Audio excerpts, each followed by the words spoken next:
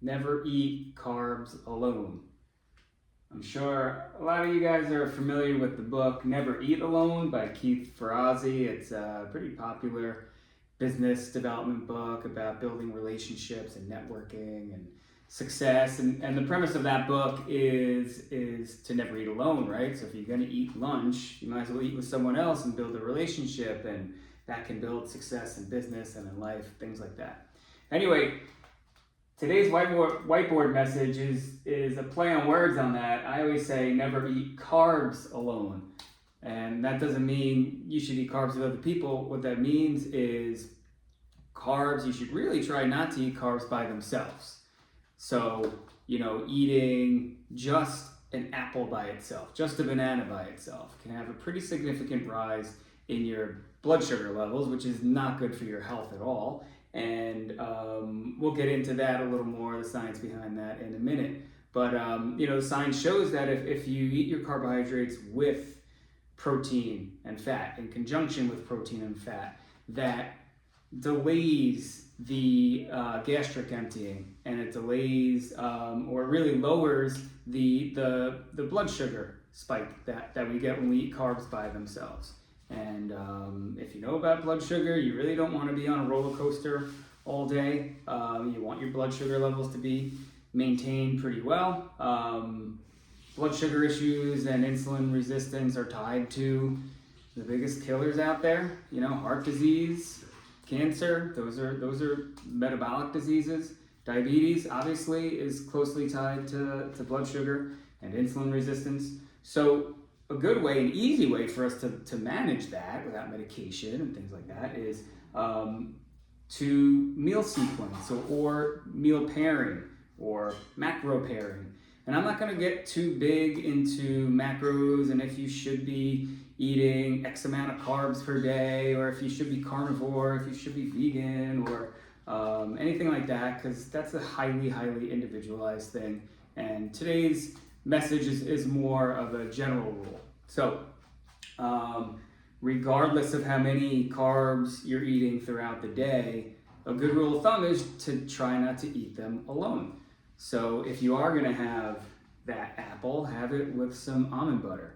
If you're going to have toast, although I don't really recommend having toast. If you are going to have toast, have it with some eggs or avocado. If you're going to have rice or pasta, once again, I usually shy away from those things, but we do eat those a lot in this country, right? If you're going to eat those things, have some protein and or fat present with it. And like I said before, that delays gastric emptying. And we've been hearing a lot about gastric emptying the last couple of years, right? So that's essentially the mechanism that Ozempic and the GLP-1s work on, is they delay gastric emptying. Food leaves your stomach slower. So you don't get that rush moving into your small intestine, which means you don't get the blood sugar spike. And it's also associated with feeling full for longer and having more satiety, which is what helps people lose weight, right? So the purpose today isn't about necessarily fat loss, although it is highly tied to it. It's really maintaining blood sugar levels. So to give you an analogy of what happens when you eat carbs by themselves versus with protein and fat, the carbs by themselves, sugar gets into the bloodstream very quick. So it's kind of like a concert at a stadium, right? If you had 1,000 people lined up and they just opened the gates and everyone rushed in, that's the carbs going into your bloodstream as glucose, right?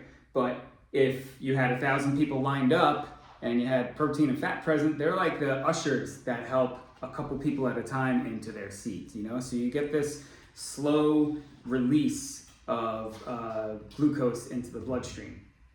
And it's much less taxing on the system. Once glucose hits the bloodstream, that signals to the pancreas to release insulin, and then insulin will deliver the glucose to either your muscles or your liver or stored in fat cells. And no one wants that, right? So if we can control that, it's pretty big. So not only on the disease side, not only for the fat loss side, just general health and inflammation, it's really huge. So I say never eat carbs alone, so just think, I'm not saying carbs are bad, I fully believe we should all be eating fruits and vegetables. But a question you should ask is, okay, I'm having this carb, where's my protein and fat? How am I getting my protein and fat?